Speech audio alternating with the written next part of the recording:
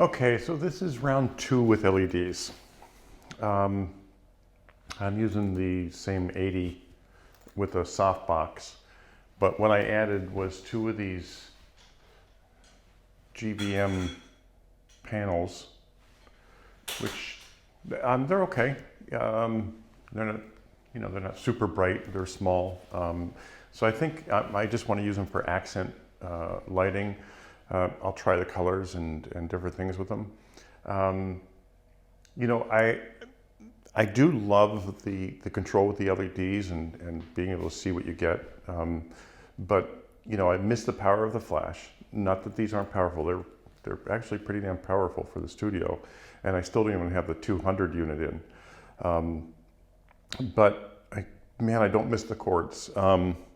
When we started out in photography in 82, when I started out in photography, I used tungsten bulbs and tungsten rated film, and they were all plugged in. They were giant light bulbs. They looked like a standard light bulb, the old-fashioned kind with the filaments. But we had cords everywhere. So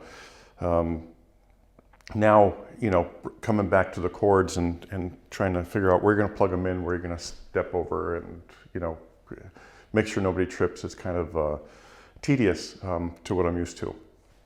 But other than that, it's fun to shoot with these. Like it's not a run and gun thing. These are set up to. My end game isn't to use these like I'm going to use them today.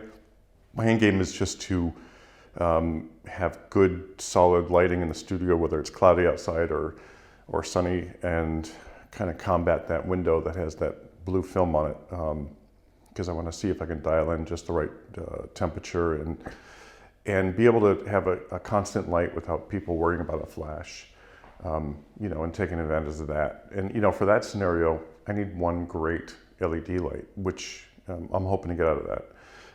And with the 2, I did get larger panels, but these are my daughter's actually. I stole them from her. I'm going to try these in the backdrop and see if I can get a good even lighting on the backdrop to make that something unique. Other than that, I'm just going to do a shoot and let you sit on the shoot and see what you think. I have no complaints with the GVM lights.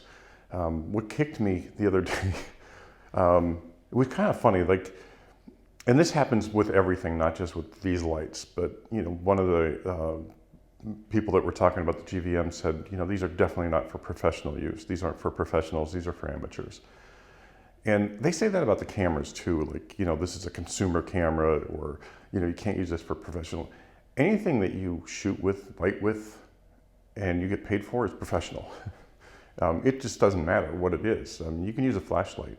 You can use a lampshade. I don't care what it is. If you're getting paid for it and you're using it for professional use, it's professional.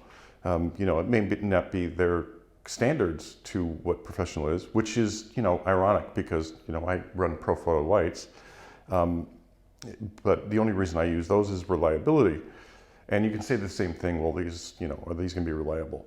Well, I'm using it in the studio. I'm not taking them out anywhere. So, they're going to be reliable as I need them to be.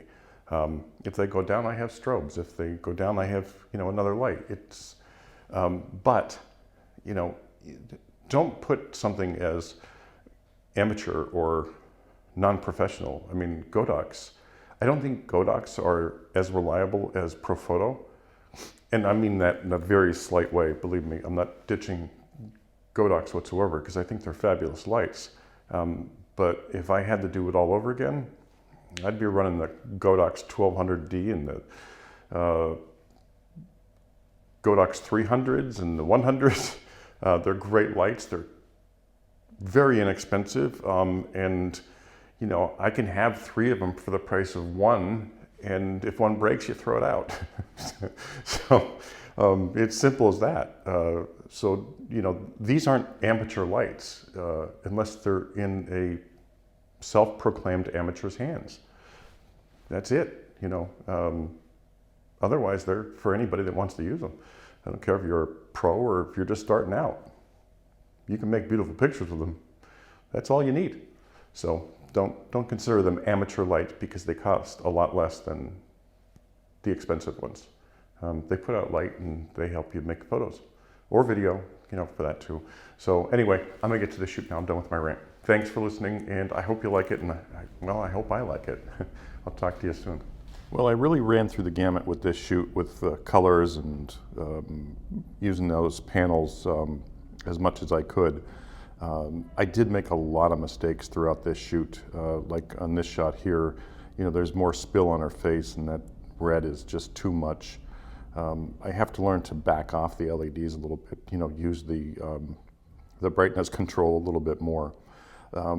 I love these panels, and I like GVM, but the only issue is their app can only pull up one LED at a time. In other words, you can connect to one of them and control it.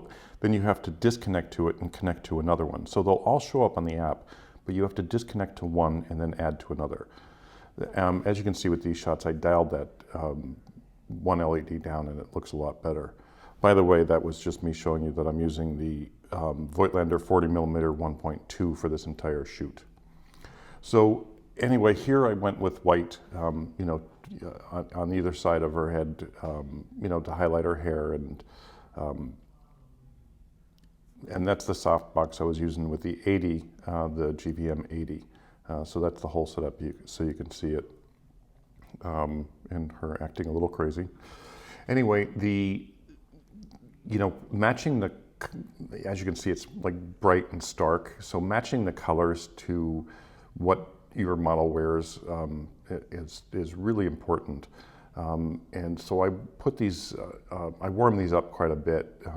Here's the overall shot that you can see, and still a little stark for me. So I kept the two panels on her hair, and then I added the second GVM 80 that I had as a backlight, just for more separation, to give it a little bit more punch, because it seemed like dead to me. And there's the shot, but it was I still think it was a little too much.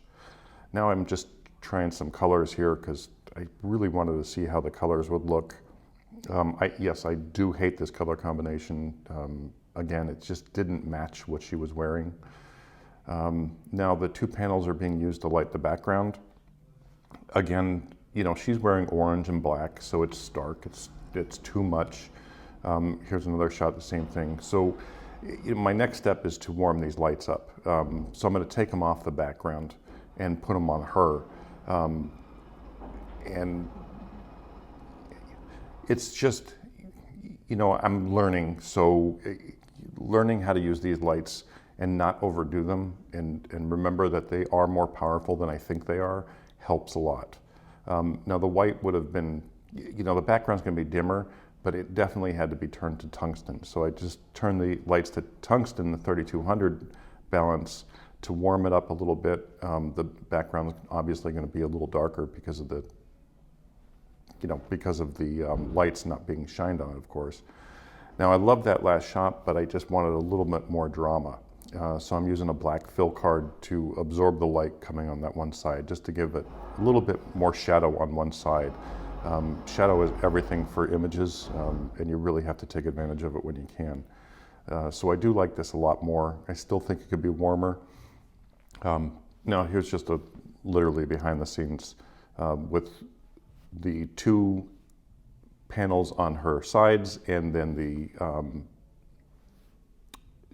80 pointed towards the back, and it worked out nice. I mean, because of what she was wearing, that white bright looked really good.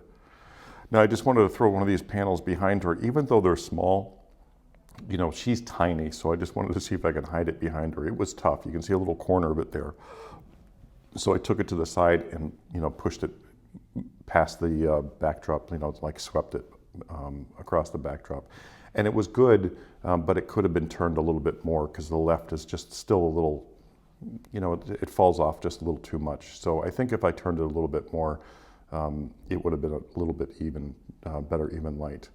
And I kept the same lighting set up for this. We're just moving, having some fun, because I really wanted to, test my skills with that lens again. I did a lot better than they did the first time.